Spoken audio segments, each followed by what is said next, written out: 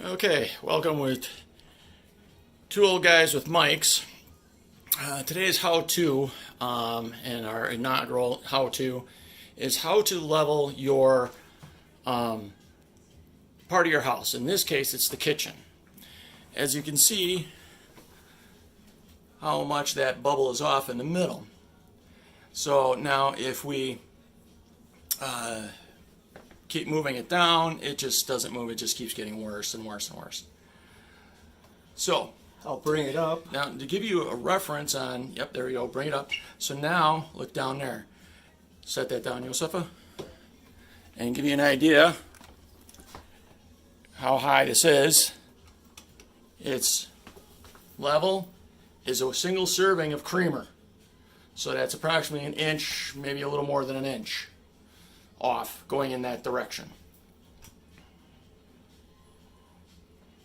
Compared to the thumb. Yep, compared to the thumb. So this is the task. Now also approximately in front of this mat, it's down as well. And I'll explain why it is when we go down in the basement. Okay, so we're in the basement now. As you can see, water heater, furnace, blah, blah, blah. Here's our temporary adjusting screw jack or floor adjustment screw, depending on where in the hell you go and try and find one. We have it set up there. But if you look right here, you see how far that's down? That's our problem right there. The joist that connects the front of the cabinets is right here. Okay, see my finger, because this runs to do the front of the heat duct. This heat duct here goes underneath the cabinet, about the center of it, and so this is the one right underneath the front of the cabinet, and this is the next one down. All right, like I was saying, that was next one down from here. That would be where There. the mat is. Where the mat is. Now, reason why all those fell is you see there's that we're up against with the adjustable floor screw is there's a header board that runs down that way. And all those other joists on that side of the header are attached to it and are affected by that angle. So the objective is to jack that up, put a hanger here from the joist, a secure joist. As you can see, it runs all the way across to the center beam, which is great. That's what we want. So we're going to hang this header off this joist, and that will fix that problem once it's all the way up. And then we'll probably secure some other points along the way from above the heating duct. All right, so that's where we're at so far. Okay, so what we did is we put a mark to know that we are actually moving the header up. Yes, yes, yes. Okay, so we've been at this for about maybe 10 minutes, twisting down here. We're almost getting to the top of the screw, so we may have to adjust in a little bit. However, though, it did walk a little bit, because this was a little closer here to the water heater. Fine to some degree, but I think that's partially because we're not centered on the board, and that could be giving us a little bit of issue for speed. But as you can tell, the green line has moved up, so we are making progress. So we're going to leave this for a few minutes and go check the level upstairs and see if there's any improvement there.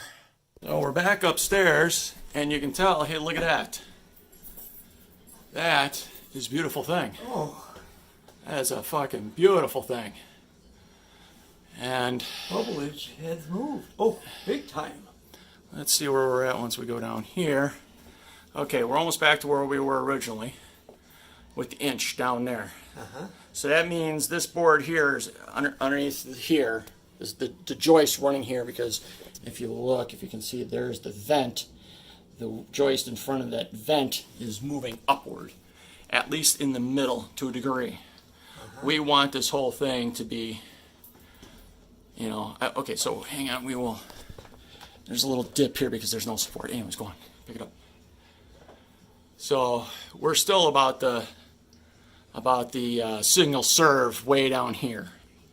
So we are getting some progress. It's just it's different in different areas. So that is an improvement. Now let's move it down here. Now that's off. Holy son of a bitch.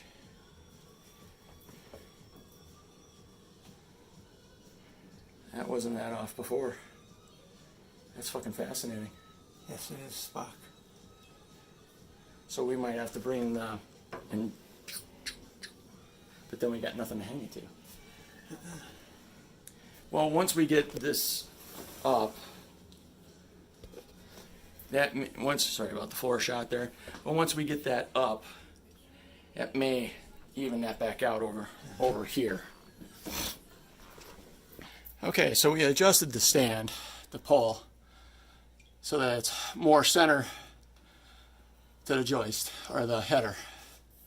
We took the board out, which was better. We had to bend the duct to kind of get it over. It's about as center as we can get it. Should be over a little more, but that's about as good as we're going to get. As you can see, the line is starting to disappear, if not almost disappeared. Yep. So now we'll go back. Okay. Oh. That is mucho. It's getting better. Let's see what we are down here a little more. It's still off level, but Yeah. off bubble, but that's because there's no support over here. Right. It drops down a little bit, but that's still just not a. It's about like that, so it's still kind of kitty-wampus a bit. So we're getting there. I think what's going to happen is once we get that header in place, we're going to have to do the joist into the. Now, during the process of cranking up, you crank up a little bit, come up, check to see you're kind of level and stuff like that. But you also want to make sure that you have no cracks in your ceilings, walls, and in this case, cabinets, or in your countertop. Really? I didn't know that. Because simple fact is, granted, what we're doing is not 100% major structural, but it still could affect on where it goes. If you're doing regular standard joist, not a header, and with joist coming up to it, if it's an actual joist that needs adjusting, you definitely need to check to make sure that you don't crack your drywall and everything else. You see the drywall start to crack, you're done. Okay. Unless you're willing to cut out those sections and redo them. I understand.